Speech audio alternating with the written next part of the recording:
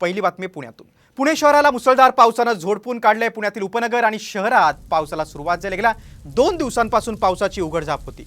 पावसामुळे परिसरात गारवा निर्माण झाला, तर अचानक आलेल्या पावसामुळे मात्र नागरिकांची तारांबळ उडालेली आहे। गेल्या काही दिवसांपासून पुण्यात सातत्याने पाऊस पडतोय। पुणे शहरासह उपनगरात पावसाचा जोर कायम आहे।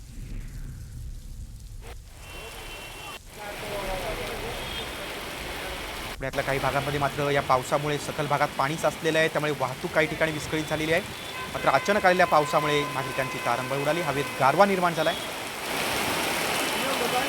पुणे शहरासह उपनगरामध्ये पावसाचा जोर दिसून येतो।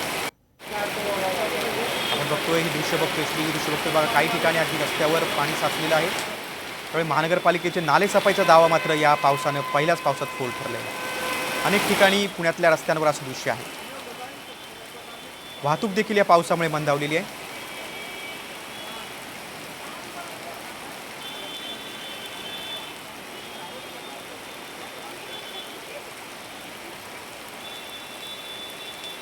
एक तासापासून पुण्यातल्या विविध भागामध्ये पाऊस पडत आहे। मी सध्या उभा आहे पुण्यातील अलका टॉकीज चौकामध्ये, ज्या ठिकाणी आपण पाहतोय की मुसळधार पाऊस जो आहे तो सुरू आहे। वादळ वाऱ्यासह खरं तर शहरातल्या अनेक भागामध्ये आणि उपनगरामध्ये अशा प्रकारचा पाऊस सुरू असल्यामुळे अचानक आलेल्या पावसाने लोकांची दाणादाण उडालेली आहे। आपण पाहतोय की याच चौकामध्ये अनेक लोक जे आहेत ती पावसामध्ये तर भिजत आहेत, मात्र वारं असल्यामुळे त्याचाही नागरिकांना त्रास होतोय। शहरातल्या उपनगरामध्येही प्रचंड मोठ्या प्रमाणात पाऊस सुरू आहे।